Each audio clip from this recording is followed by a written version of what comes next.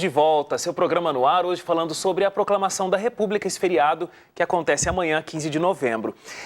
Olha, o Supremo Tribunal de Justiça retomou ontem o julgamento do mensalão, como a gente estava conversando aí agora há pouco, inclusive, com a Bianca no jornalismo. A sessão de ontem terminou só depois das 9 horas da noite. A decisão foi de que os condenados do mensalão, que não possuem recursos a serem julgados, vão sim começar a cumprir suas penas. Que é o caso de 16 dos 25 que foram considerados culpados. No julgamento de hoje, vai ser informado como essas penas vão ser cumpridas. A expectativa é pelo anúncio de pelo menos 4 prisões em regime fechado. O caso mais famoso é o do operador do mensalão, claro, o Marcos Valério. Professor, estou contextualizando esse momento histórico importante que a gente está vivendo. E se a gente realmente conseguir 4 prisões em regime fechado dessa história do mensalão, eu acho que vai ser um avanço democrático muito grande. Agora, a gente está vendo essa história do mensalão se arrastando de 2005, 2006 mais fortemente, até 2013 agora, e a gente sabe que 2014 a gente vai viver o mensalão. Claro que o sistema judiciário tem o seu tempo, né? É lento, a máquina administrativa é inchada e lenta na resolução desses processos. Não acho que a mídia às vezes também faz uma cobrança de que tudo seja rápido, tudo seja fácil e dinâmico, quando a gente sabe que as coisas não podem ser assim. Na justiça, tudo tem que ser muito bem analisado para que não haja um julgamento errado, né? Mas de 2005 para 2013... eu acredito que seja tempo demais. O senhor acha que se a gente conseguisse ter um pouco mais de pressão popular, se a gente fosse um pouco mais politizados como cidadãos, a gente se interessasse mais pelas questões políticas, a nossa república, o nosso país, estaria num outro patamar? Certamente. Certamente. Agora, para que o povo participe ativamente da política, ele precisa ser educado a participar. E nesse pequeno trajeto que eu fiz da República Brasileira, de rupturas, de golpes, você não tem um processo de continuidade de educação política. Você não tem uma formação de uma consciência de cidadania. Então, o que acontece? De 1985 para cá, é que esse processo continuou, está chegando aqui, né, até os nossos dias. Nós vimos aí, esse ano, é o ano das manifestações, né? Junho, julho. O que, no caso, me deixou, assim, muito assustado. Eu não esperava que a gente viveria um momento de manifestação como esse, vindo de onde veio, inclusive da internet, as pessoas se movimentando pela internet. Essa é uma forma nova de manifestação política. O que é interessante nessas manifestações é que essas manifestações foram sem a liderança de partidos políticos. Eu não me lembro de ter visto na televisão a classe política, no calor do momento, vindo se explicar. Nem mesmo quando, lá em Brasília, eles quiseram entrar lá no Congresso Nacional, até mesmo no Palácio da Dilma Rousseff. A classe política parece que se assustou. Sim, foi um impacto. Porque a República Brasileira, lá que surgiu com o Benjamin Constant, ela era uma república positivista. O que significa isso?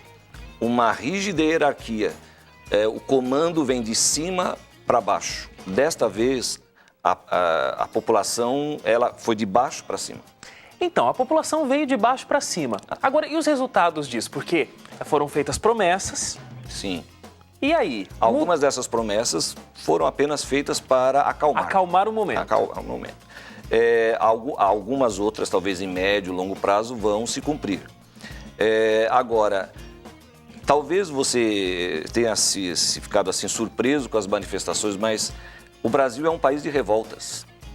Mas estava, por isso o gigante acordou, né? Que era a hashtag o tempo todo. Porque estava muito adormecido, né? Na verdade, essa é uma ideia que eu não concordo que o Brasil... O senhor não acha que estava adormecido? Se vamos pegar 1822, né? O nosso primeiro imperador, Dom Pedro I, renunciou sob pressão, porque ele não queria renunciar. Durante o segundo reinado pacífico de Dom Pedro II, nós tivemos 22 revoltas contra o sistema. A maior parte dessas revoltas foram massacradas. As mais famosas, a Cabanagem, no Pará, Sabinada, na Bahia, Farroupilha, no Rio Grande do Sul, que foi a que teve mais sucesso. O Rio Grande do Sul chegou a se separar durante 10 anos do Brasil. Depois foi assimilado de novo. Então, professor, mas olha só, o senhor vai chegar num contexto histórico aí, por exemplo, você vai chegar na década de 60, Sim. aquela geração que mudou várias coisas no país. Você pega a geração de 1960 e essa geração de hoje, eu imaginava uma diferença muito grande, mas eles foram às ruas. Sim, mas em 60 existia um inimigo claro, a chamada ditadura. Hoje, nós não temos um inimigo definido. E o que nós temos que fazer com as revoltas de 2013, em primeiro lugar, é procurar entender. Para se entender o momento presente, muitas vezes nós temos que dar um tempo para a gente começar a fazer a análise do que está acontecendo. Entendi. O que eu acredito que acontece hoje é que a população, em primeiro lugar, ela não se sente plenamente satisfeita com os governos no atendimento de suas necessidades básicas. O caso do mensalão não atrapalhou tanto a eleição, por exemplo, para o município o ano passado. Agora, porque a população ela sofre mais a pressão do poder lá onde ela mora, no município. E tá aí a necessidade de que o povo pode fazer alguma coisa, né? Sim, pode. Porque se eu penso, eu como cidadão, o que eu vou fazer de diferente? Vou atingir a Dilma? Como eu vou conversar com a Dilma? Agora, o senhor está dizendo que o impacto forte é ali no município. Por exemplo, então lá o cidadão tem mais voz, né? Sim, por exemplo, em São Paulo, existe uma indignação com a aprovação do IPTU, na chamada calada da noite, quando no outro dia estava marcada uma entrevista com órgãos da sociedade para discutir o valor do IPTU. E 3 vereadores apareceram lá, deixaram as suas funções, assumiram a sua posição na Assembleia, aí garantiram por 3 votos o sucesso do aumento. Aí houve a Justiça proibiu, né, que fosse colocado em ação, a Prefeitura rapidamente publicou, promulgou e imprimiu, né, a lei e já começou a entrar em vigor. Então, isso não é espírito republicano. E, nesse sentido, a população pode se organizar, né? Pode e deve. Pode e deve, porque uma das funções do povo numa república é vigiar, é fiscalizar quem ela colocou no poder.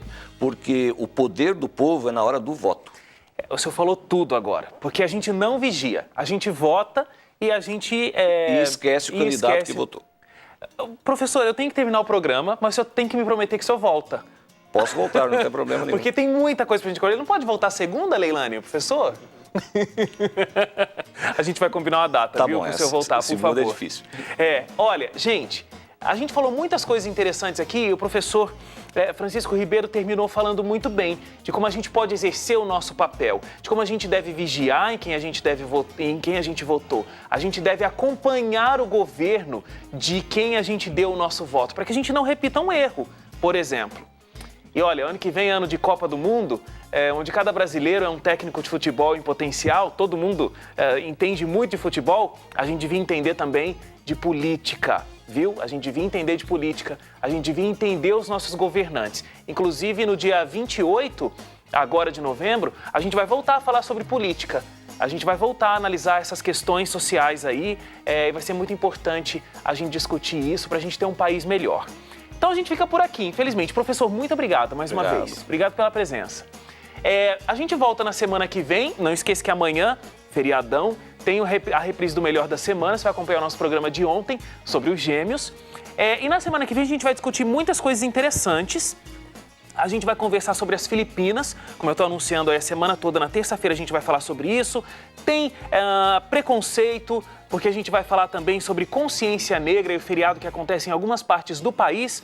A gente vai aprender sobre os benefícios da soja e tem 2 receitas interessantíssimas aí para você aprender. Não sei se são 2, agora eu não lembro, mas tem receitas aí a semana que vem. E a gente vai estar recebendo aqui a Alessandra Guimarães do programa Educação. A gente vai entender como funciona esse programa, que tem uma versão em português com a Alessandra, mas tem uma versão em espanhol com a Gianina, que você conhece do Código Aberto. As duas vão estar conversando com a gente aqui na semana que vem. Ficamos por aqui, um abraço para você. Ótimo feriado, ótimo final de semana. Até segunda. Tchau, tchau.